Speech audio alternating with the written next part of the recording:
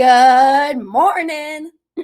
I'm finally feeling better, y'all. So I still kind of sound like I got a little post-nasal drip in me, which I do, but I'm not having these coughing attacks like I was last week. So luckily, last time that y'all saw me, I was in Boston. I had the opportunity to speak at the Boston Harvard Club and MIT to the alumni that was there, and no coughing attacks during my talk. So that was amazing. That's an A+ in Hannah's world. But we're finally back on the up and up. I've been drinking a lot of my liquids, drinking a lot of my greens, and just eating very healthy. So as you can see, I'm in another hotel room. I'm coming to you live from Gary, Indiana. So it's about an hour east outside of Chicago. But tomorrow I'm going to be speaking to a group of real estate investors about how to become their own bankers, getting out of the central banks, not having to do business with the banks, and then really how to double dip on their money using their policies. So today, before we get into it, I just want to recap what we talked about last week. We really discussed invisible income. And I know invisible income is kind of a weird topic to a lot of people who are in that traditional mindset of thinking, well, I'm putting money into like this 401k, this IRA, putting money away for the future so that I can live off of this money now.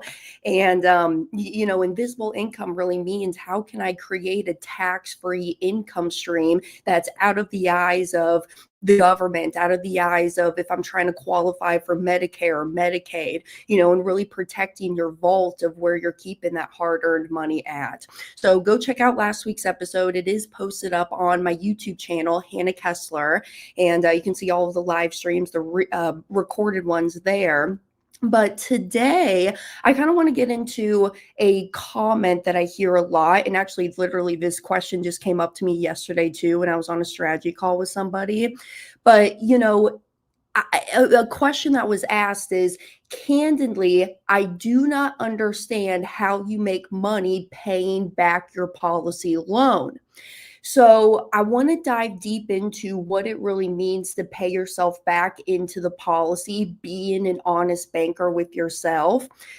But before I get into it, I do want to answer a question that was left to me on last week's episode where they asked me, hey, could you talk about how you operate your foundation to make investments? So let's just touch on that quick topic here because I want to hit that question and then we'll get into today's episode. But what I do right now and how I donate to the various 501c3s that I'm passionate about is I have a foundation. My entity is set up in place.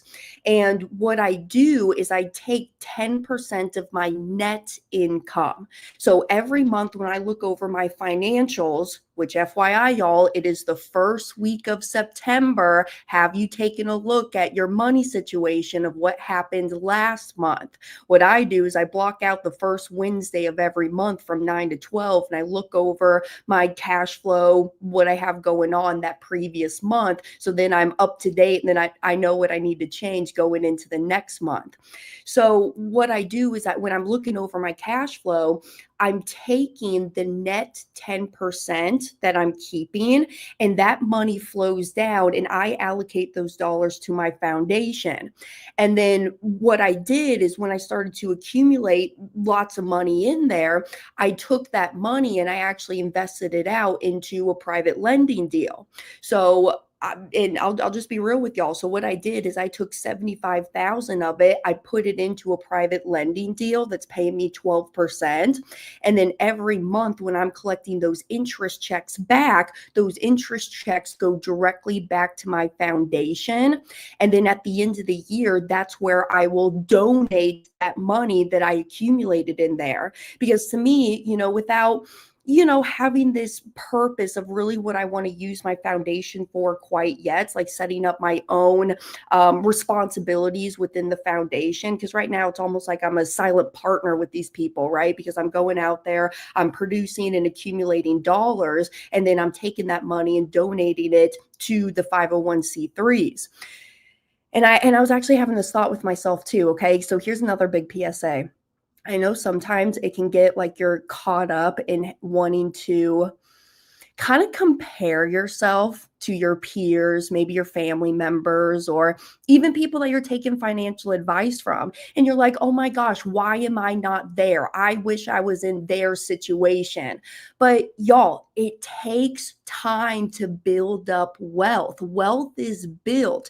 This is not a get rich quick kind of deal, and wealth is really built. And I actually found myself having kind of those same conversations with myself, that I was like, why am I not to this place that I wish I was at right now? And I just had to kind of bring myself back down to earth. And it's like, girl, you're only 26 years old. Freaking chill, okay?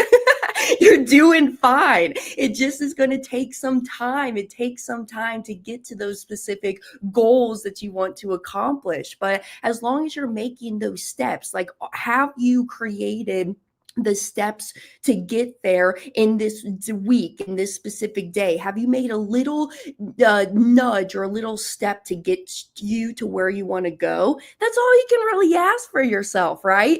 Are you doing the best that you can? Is what my mama always says. And if the answer is yes, then you're on the right path. If you're leading with your heart and you're doing your best of your ability, then you're on the right path to doing so. So I had to bring myself back down to earth, as well as I'm, learning a lot of expensive lessons, right? There's no mistakes. There's just expensive lessons, in my opinion.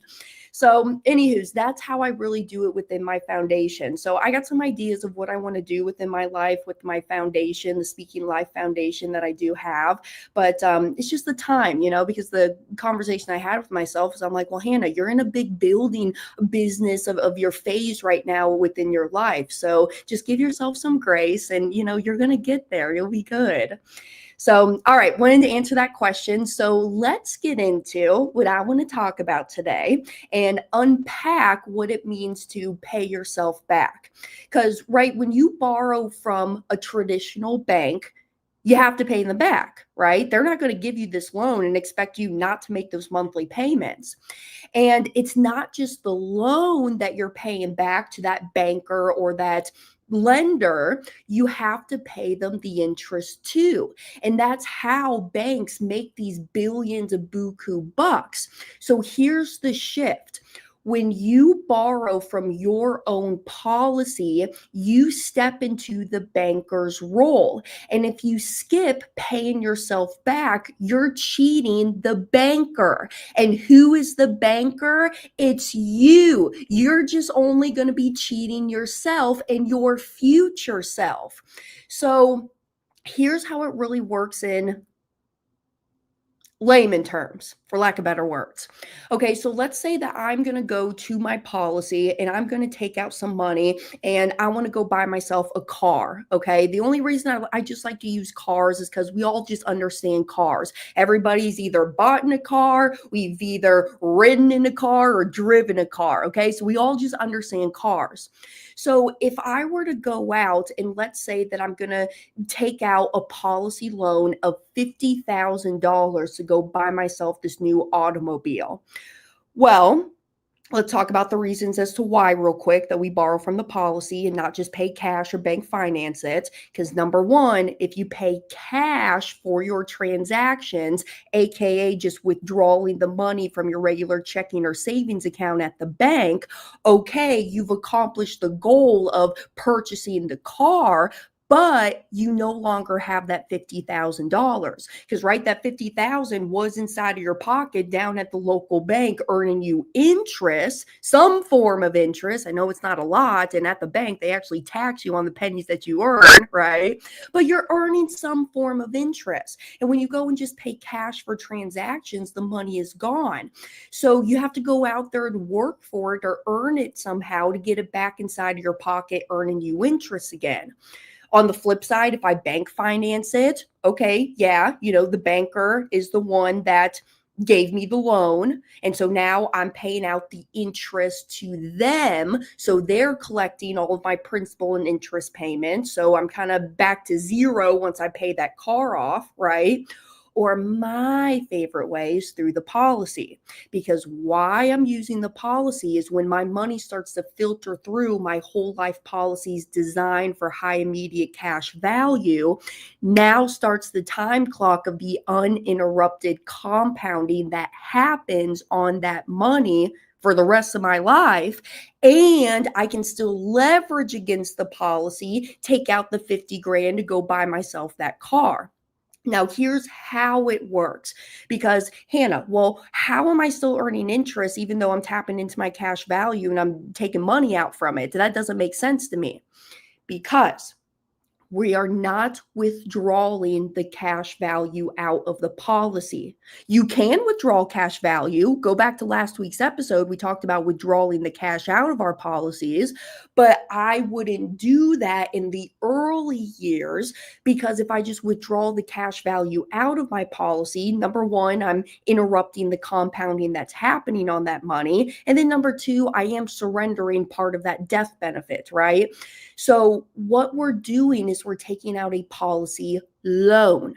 So what that means is I'm putting my policy up for collateral. My cash value and my death benefit go up for collateral, and I'm taking a loan from the general funds of the insurance company. So in the real world, I'm using their 50,000, which then allows my 50,000 to remain in the policy to grow and compound as if it wasn't even touched. Okay, so that's how we're able to earn the uninterrupted compounding while we're still using the money, because technically we're using the insurance company's money. So when I borrow from the insurance company is charging me a 5% simple annual interest.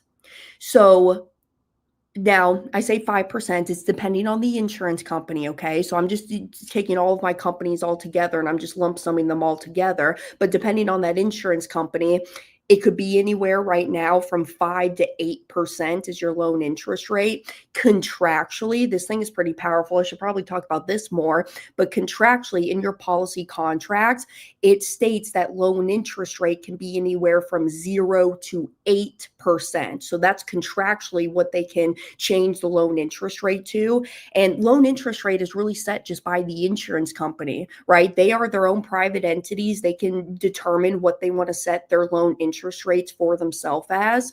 But anywho, so I'm just going to take a 5% annual interest, and that's what we're going to do our calculation on. So if I take out this 50 grand and I'm going to go pay cash for this car using my policy loan, I've taken it out. I've now bought in the car. Okay, transaction's done. But now, because I borrowed from myself, don't you think it's a good idea that we should pay ourselves back and charge ourselves interest? Yes, Hannah, that sounds like a great idea, but do we ever really do it? No. Let me tell you something. I have this actually posted up on a sticky note right here. I am a sticky notes queen, let me tell you, and I need to find a different way of how to do this. Right here is my sticky note, okay? Because this is something I want to talk about on an upcoming Money Multiplier podcast episode. But y'all, sometimes I've noticed this. You guys will start your infinite banking journey and you will do all of this learning and you will really grasp and be a sponge and understand, yes, Hannah, yes, I do need to pay myself back. I do need to play honest banker with myself. But then you start your policy and it's like all of that information went out the window. You know, you guys just want to steal from your banking system. You have no plan to pay it back. And it's like you almost hit the arrival syndrome. And it's like, guys, you need to stay on top of this. You need to keep absorbing the information that's happening. So, which brings me into my next real quick point. I'll be right back. Hey, Money Multipliers, just real quick. I know times are crazy right now. We're in very uncertain times, and that's why we need to come together and thrive as a community. So coming up, Denver, Colorado, October 9, 10, and 11, the Money Multiplier team, we're going to be out there hosting a live mastermind for you. my folks who have policies want to build and strategize on the empire that you have. And for my dreamers who you haven't started your infinite banking journey yet, but you want to connect and be with the like-minded people so you know you're on that correct and right direction. So I want to see you down there. So myself, my dad, Brent Kesler, Chris Noggle, we're all going to be together in the one location. So check the link out down below for more information, or you can visit themoneymultiplier.com/mastermind 2025. I'll see y'all in Denver. All right. And then just FYI too, y'all, there's actually a Labor Day sale going on. So if you secure your ticket by the 6th of September, so only 2 more days left, using the code Labor Day, it'll give you 15% off the ticket. Because, get back into my tangent, you can't stop learning and you can't hit the arrival syndrome. Okay. The arrival syndrome really meaning that you just stop absorbing information. You think that you know everything there is to know on this planet, and you essentially just stop learning. And as Nelson Nash says, you're better off just as dead and just to rot, right? Because that's the most valuable thing that we have is our mind to be able to create, and just think for ourselves. So anywho's, back to my example here real quick. And I see some of your comments coming in. I'll touch on those comments here in a second. But if I'm going to take out this $50,000 loan from my policy, and let's say I'm charged the 5% interest. Well, if I have that money outstanding for the entire year, 5% on 50,000 is 2,500 bucks. So if I pay nothing back to my policy, I'm going to be charged $2,500. And what I want you to always, always, always at least do is pay that annual loan interest and pay it out of pocket every year. Because if you don't, what's going to happen is the insurance company is going to deduct that loan interest from your cash values. And how they do it is they deduct it as another policy loan. So now you're being charged interest on the interest that you earned the previous year. And we don't want that to happen. But we are honest bankers here, okay? So I'm going to show y'all a tool and a resource that I use of a loan calculator. So when I borrow from my bank, and when I'm conducting my banking business here, I actually go to this site called bankrate.com, and I'm typing it in now, bankrate.com, and I type in loan calculator. So let me see if I can share my screen here.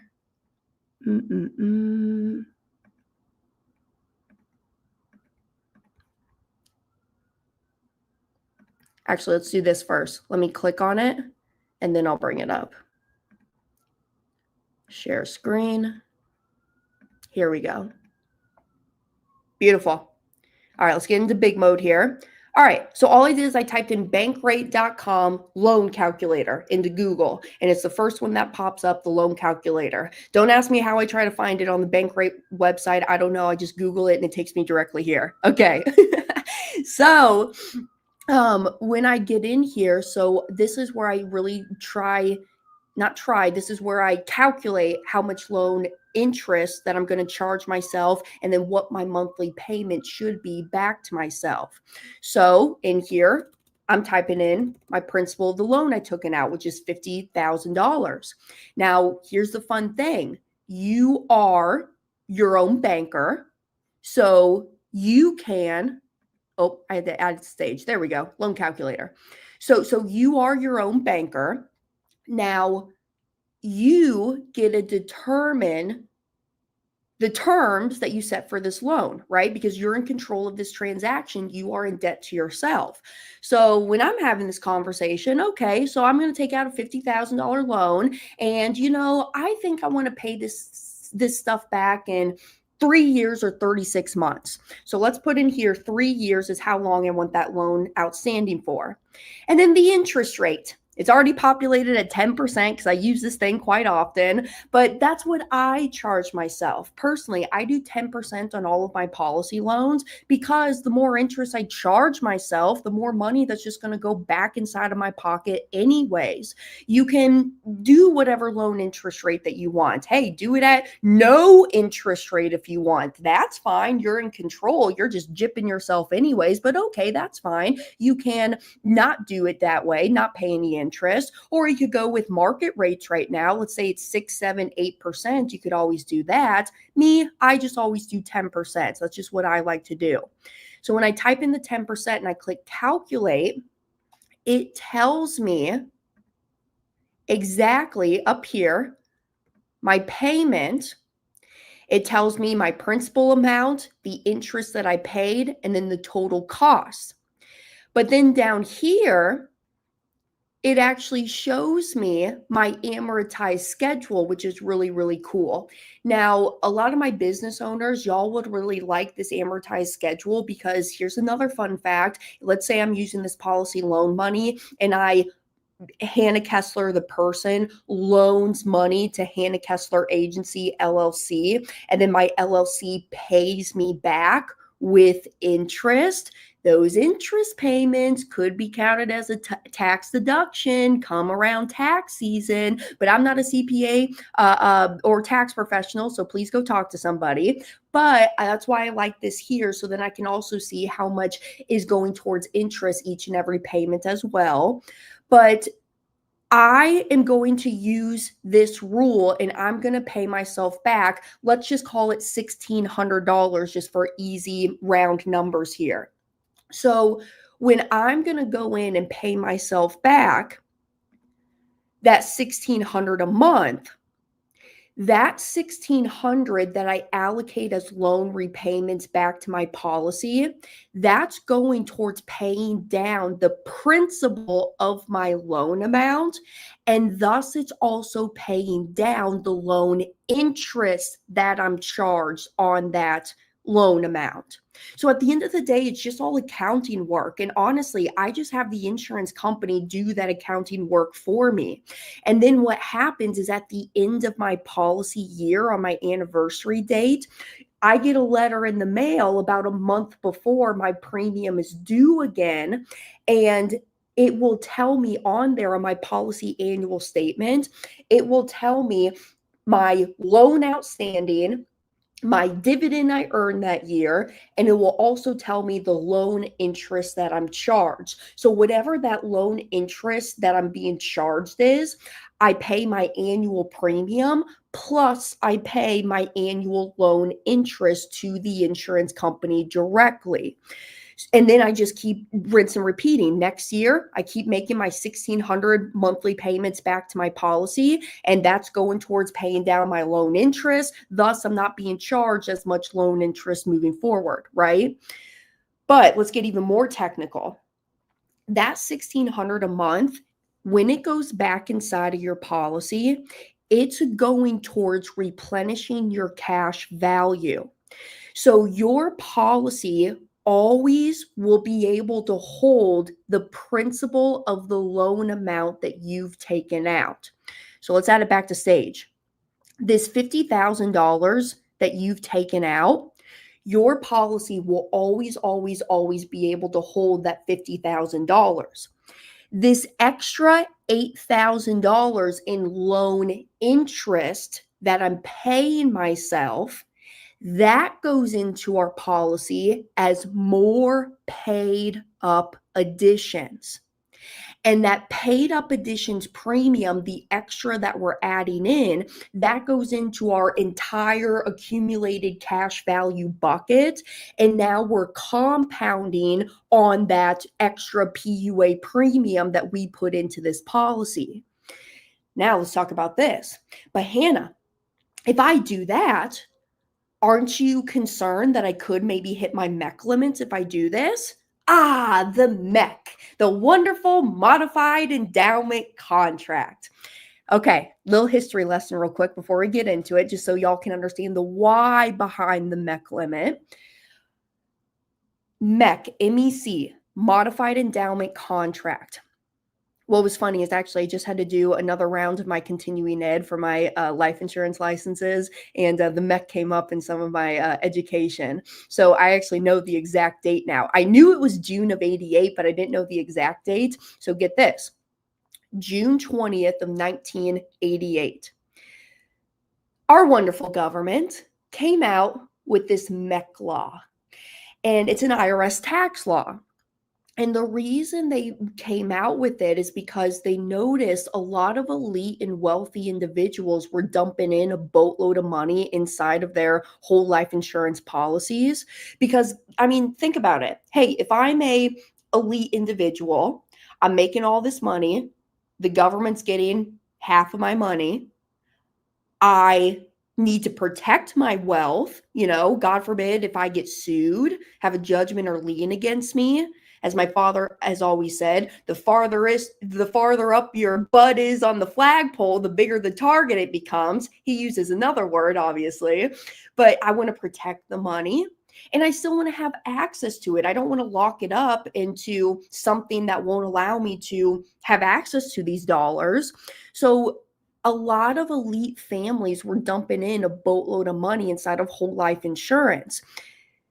And so Uncle Sam wanted just to make sure that life insurance was being used as a tool for death benefit purposes, but then also for people to not find a tax loophole to go around it, right? So this MEC law, how I want y'all to picture it, it's like an imaginary line inside of your policy. And what we don't want to do is we don't want to overstuff the policy to go over this imaginary MEC line, because if we do, the government now is going to start looking at your policy like it's an investment rather than an insurance contract. And then now they're going to start taxing us on it. And we don't want that. I want to keep all the tax-free growth and the tax-free benefits that come inside of my policy. So there is a MEC limit in everybody's policy, and the MEC limit is different in everybody's policy. It's based on the death benefit. It's based on how the policy's designed, the base and the paid up additions. This is why some of y'all, you'll notice that there's a term rider on your policy. And I'll talk about term here in a second. But what we want to do is we want to make sure that we remain underneath those MEC limits, because if I do, then I'm just subject to the tax consequences. Now, as Nelson Nash has always said too, MEC is not the end of the world, right? I mean, you're still able to conduct your banking business through your own private entity, through your own control. But yeah, it just has the negatives that when you take out policy loans and the distributions out of your policy, all of that's going to be taxable to you. So we want to minimize that, obviously, because I want to keep more of the money that I'm making. So that extra $8,000 that I'm paying in as extra PUA premium, that will move me closer to my MEC limits. So here's what I do. At the start of every single year, after I pay my premium, I write into the insurance company and I say, hey, just made my next year's a premium. How much extra PUA premium can I pay inside of my policy without hitting my MEC limits? And then actuary will take it over. They'll go do their calculations of whatever they do over there, right? Being an actuary, nerding out. And then they come back to me with that answer. So I know how much extra that I can contribute to more PUA premium inside of my policies. But wait, before I get there, let's talk about this. This I find very interesting. Your MEC limit is a moving target. And any time that there is a material change, is what the insurance company calls it, the technical terms. Anytime there's a material change, meaning I pay premium into my policy, my health rating on my policy gets updated. That's all I have on the tip of my brain right now. But really, anytime that I pay premium into my policy, no matter if it's base premium or paid up additions, that's going to move my MEC limits higher. So that's why I know where the MEC limit is at year one, month one. But every time that you put premium into your policy, that MEC limit will keep increasing. So that's why we have to ask every year, hey, where are my MEC limits at for this year? So in a perfect world, there's going to be enough wiggle room that I'm going to be able to add an extra $8,000 of PUA premium inside of my policy contract. But this isn't a perfect world. And let's say I can't add that extra $8,000. This is where your segregated checking account comes into play. I have one, okay? I have a separate segregated checking account down at the local bank, just the bank I like to do business with, which is US Bank. That was the first bank account I ever opened at like 15, 16 years old, my student checking account. And I have that US Bank account as my separate segregated checking account. Because what happens is when I get paid my active income, that all goes into my business checking account. And then from that account, I will move money into my separate segregated checking account. And so that monthly payment of the $1,600, I will take $1,600 from my account and then move it to the separate segregated checking account. You can also think about the separate segregated checking account like it's you paying yourself first. I know I talk a lot about that too. Pay yourself first before you go pay any of your other expenses. Take a sliver of your money, almost like you're paying yourself like a salary every month or every time you get paid. Take that money, pay yourself first, move it to that separate account, and then go pay all of your other bills next. So if I ever get to a point where I completely max out my PUA extra premium that I can pay in my policy, and let's say that my policy is all filled up to the top, I can't even pay any more base PUA premium, aka like changing the premium mode status on my policy. Because you can pay premiums monthly, quarterly, twice a year, annually, and you can always change that mode of premium that you're doing. So if I'm sitting here doing a monthly premium and I got some extra cash, a way that you can get in more money into the policy besides extra PUA is changing the mode of the premium, switch it to quarterly, switch it to every 6 months, switch it to annually. And that's a way you can filter more cash through your policy too. But I will have that separate segregated checking account be in there if I hit the maximums of my MEC limits and I can't put any more money inside of this policy, or it will hit that MEC status, thus causing tax consequences. So at that point, let's say I make it to there. Well, at that point then, that's when I start having the conversation with myself. Well, Hannah, you're keeping more money at the end of the month. And right now, where you're keeping that money stored at is down at the central bank. I think that you are ready and to start an additional policy. Branch office of my bank, policy number 2. So I'm taking that accumulated money from the segregated checking account. If it won't fit into policy number 1, because I completely maxed that out, paid all PUA premiums, my annual premium is paid, all of my loans are paid, policy number 2. And that's when and why I would start it. And that's a common question I get a lot too is, well, Hannah, how do I know when I'm ready to start an additional policy? You'll know when you're ready. Okay. Don't put the cart in front of the horse. Start where you're at now. Start with that one system, that one branch office, aka the one policy that you're starting. And then when you get to those maximums and you still got additional cash just hanging out in your bank account, that's when and why you would start policy number 2. Is that making a little sense? All right, here, before I continue on, let me kind of get into the comments here. Good morning, Mr. Dexter. Good to see you. Yep, Rob. Yep. Because Lafayette Life loan interest rate. I know I addressed that on the beginning. Oh, Spaceship. I love your name. Don't know who you are, but love your name. Spaceship asked me, isn't the interest charged automatically? Mine is. There are some carriers they will pre-charge the loan interest to us. One America being one of those companies. So before they even give you the loan money, they're already pre-charging that loan interest. So again, but the same system happens. Anytime that you pay yourself back inside of that policy, you're going towards paying down the interest that's charged on the loan. And then you'll see that interest credited back to your policy as cash value inside of there.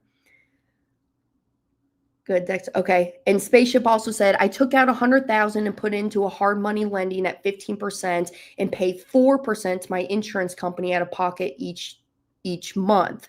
Is that okay? Yeah, that's fine. Here's how I do it within my lending deals, right? Because honestly, I like to have my lending deals working out there for at least 12 months. That's just me personally. I really won't do a deal that's less than 12 months long because, hey, if you're going to make me go through all these hoops, wire money or do all this, I want 12 months of interest collected for me. But you lending your money at 15% and then paying 4% to the insurance company out of pocket each month, essentially what that's telling me is that you're taking the accumulated money, the monthly interest checks that you are collecting, you are taking some of those dollars and you're paying it back to your policy, paying down the loan interest that you're charged. Beautiful. You're treating yourself as your number one asset and you're paying yourself back into that policy. What I personally do is I will use my passive income stream of the private lending. And sometimes I'm not paying back my policy loans right away. What I do is I make sure that at the end of the year, I have enough to pay the annual loan interest out of pocket. But if I have this money working out there at 15%, the insurance company charges me 5%. Who cares if they charge me 5% because I'm over here making 15%?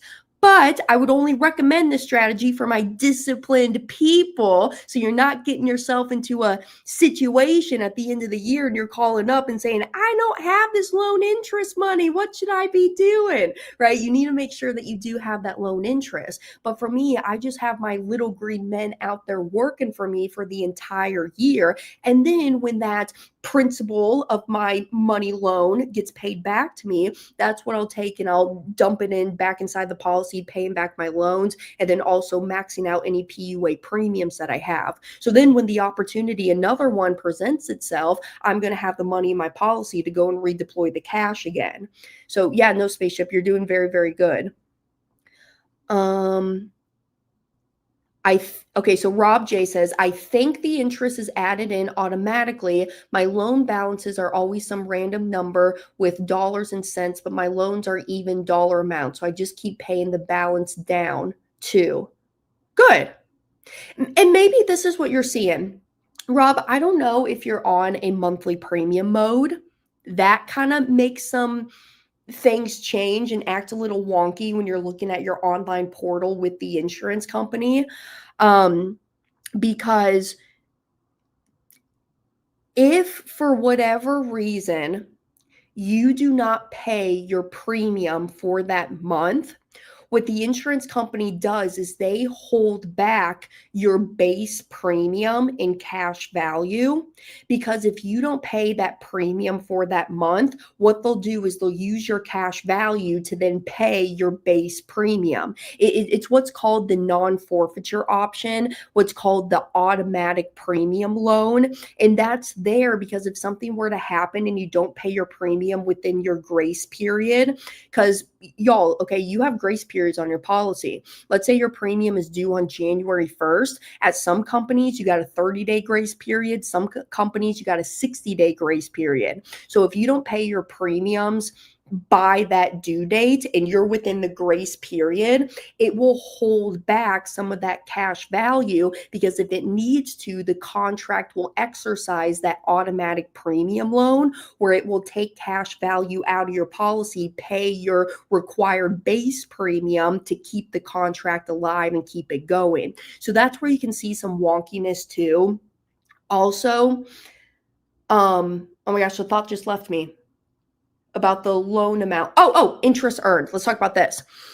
In your policy, you will actually notice that your cash value will increase as the year goes on.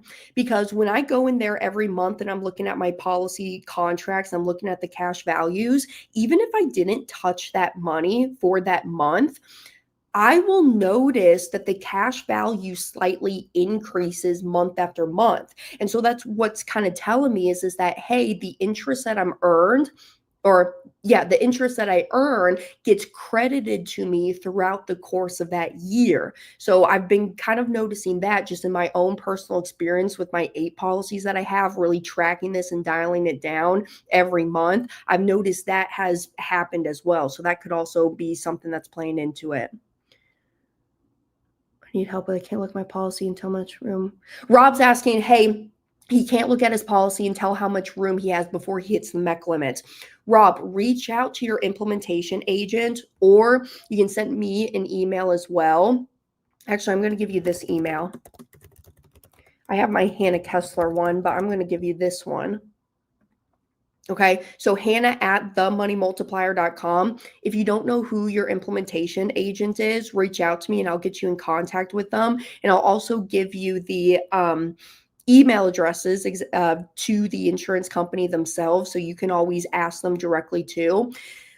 What I know is the only one that I can see on my own portal when I'm logging in from that policy owner view is Lafayette Life, where I can see where my MEC limits are at and how much extra I can pay into what they call the LPUA, level paid up additions. So all the other companies, like when I'm trying to log in as like a policy owner view, I can't see that number. So I have to write into an email directly to policy servicing, and then they go and do the calculations and send me back an answer within like 24, 48 business hours.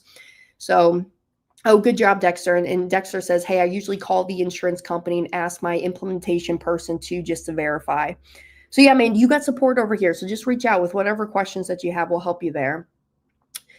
So what is next on my agenda? Okay, so we talked about what it really means to pay yourself back. Let's go back to the question, actually. Let's make sure that we totally hit this. Candidly, I do not understand how you make money paying back your policy loan. Well, how we make money paying back our policy loan is the extra PUA premiums that we're adding into the policy. That's accumulating us more wealth inside of our policy, compounding on more, but then also the uninterrupted compounding, right? You never take it out. You did not withdraw the money from your policy. So you are still earning the uninterrupted guaranteed interest and dividends on all of that cash value, while at the same time you're using that money. Obviously, you are in control of the transaction too. Let's say you are being an honest banker and something happens that month. Maybe you need to go take care of your mother. And you need to support her. You need to support the kids right now. Maybe they're struggling. They need some help with rent money. My case, I remember living at my Pelican Bay house. It was my first house I ever purchased moving down to Florida. And my microwave and my refrigerator went out in the same week. Okay, that was fun. And I couldn't afford to pay myself back into the policy that month because I had to go and buy myself new appliances. But it was okay that I didn't pay myself back because I'm in debt to myself. It's not like I'm in debt to the banker who's going to come and tow my car off my driveway if I don't pay them back. I'm in debt to myself, so I'm in control of that transaction. And Hannah's not going to call Hannah up over the phone and say, "Hey, girl, where's your loan payment back this month?" I'm not going to do that, right? So hopefully this was helpful just to understand the underlying mechanics of why this is all happening. And honestly, y'all, in Denver, this is what I'm really going to get into as well. I've been working on some material that I just want to start day one off with, which is don't come back, coffee and attack, don't come back. But I really want to start the day off with the mechanics underneath the policies and how and why they operate the way that they do. Because a big statement I get a lot is, Hannah, I don't really care about my death benefit. I just care about having high immediate cash value. And it's like, guys, if you really understood how the death benefit plays into why we have cash value, you wouldn't be making those sort of comments. But I get it, because it's different. It's something new, right? And we're talking about all of this cash value and the banking aspect of it. And I take part blame into this, and we really neglect that death benefit aspect of it as well, right? So I'm really, for a lot of my analyticals, you're really, really, really going to enjoy the first presentation on day 1 in Denver. So I hope to see y'all out there. Seriously. I mean, I'm telling you, I'm not going to do another one in 2026. Yo girl is going to go hit the road, go live in her van for a little bit, and create online content just for a little bit, kind of just take a little debrief and chill out and go do some stuff that I want to do, and go see the country and explore these different places of where I want to go. But that's going to be a really, really good presentation. So I do encourage y'all to be there. There's the mastermind, Money Multiplier Mastermind. Excuse me, can I talk? themoneymultiplier.com/mastermind 2025. And then reminder, if you use the code Labor Day for the next 2 days, it gives you 15% off as well. So let me look over what else I want to talk about. We talked about the segregated checking account, why we have that. Yeah, we can get into that as well. I'm just looking at my notes here. I think I may want to save that for next week. Talking about like setting up foundations and trust and trust structures, and how the trust plays into legacy and generational wealth with a policy. But let's just hit quickly on our term rider for a second, okay? This is something else that I'm going to be covering in day 1 on the mastermind. A term rider is sometimes necessary in your policy to not allow us to hit our MEC limits. I've been going into some deep conversations actually with one of my clients, and Uni, if you're on listening, hey girl, I'm talking about you. But I've been going into some deep conversations about the term rider, and I really want y'all to understand the pros and cons of term riders on your life insurance policy. Because honestly, if I don't need to have a term rider on my policy, I'm not going to add it 9 times out of 10. But if I need it, maybe if I'm going to do like a big dump into my policy year 1, I'm going to need that term rider to support my MEC limits so I don't hit my tax consequences in the policy. So there's pros to it, because actually what you could do is have this term rider be on your policy even if you don't need it, but it increases your MEC limits. So if you're the type of individual, let's say that you create a lot of bonus money from work. Actually, one example, I have a gentleman, he's a bartender out in Vegas, and he gets a set paid salary, but then he also gets tip money. And he's like, Hannah, I have this tip money and I'm creating anywhere from $5 to $8 grand a month just in tip money being a bartender in Vegas. I'm like, crap, I should have done that instead of waitressing at Cracker Barrel. But he's like, hey, I know that I want to take this extra money that I have and dump it into my policy, but I don't want to commit to that high of a premium. I have other thoughts I'm thinking of right now too, but stay on course, Hannah. ADD brain, stay on course. So he actually designed his policy so that it would accommodate subsequent year dump-ins. So when he has that extra $5,000 a month, $60,000 a year, he has a place to warehouse that windfall inside of his policy. And it's only done by this term rider that you can add on to the policy to support the MEC limits. So just a little showcase. I think that's what I'll get into next week. And I will show some visuals of like pros and cons and just kind of my opinion. Because here's the thing, at the end of the day, y'all, There is no right or wrong way to conduct your own banking system. Everybody is different. Everybody's got different goals. Everybody's in different financial situations, and there's no one correct way. So that's why I encourage hop on the phone with a money mentor here at the Money Multiplier. You don't got to do it with us, but at least just work with somebody who is a certified infinite banking practitioner through the Nelson Nash Institute, so they can really support you as you're walking down this journey. This is their niche. This is exactly what they're doing day in and day out. And you're not just going to your State Farm life insurance agent that's like, hey, why are you doing that? If you want to do that, you should just buy an IUL policy. Shut up. Okay, sorry. Now I'm going on a tangent. All right. Before I leave, Dexter's asked me some questions. That website again, you previewed, please can someone help me with that? Yes, sir. Yes, man. Hey, it's over here. It's on Bankrate. I wonder if I can put this in the comments.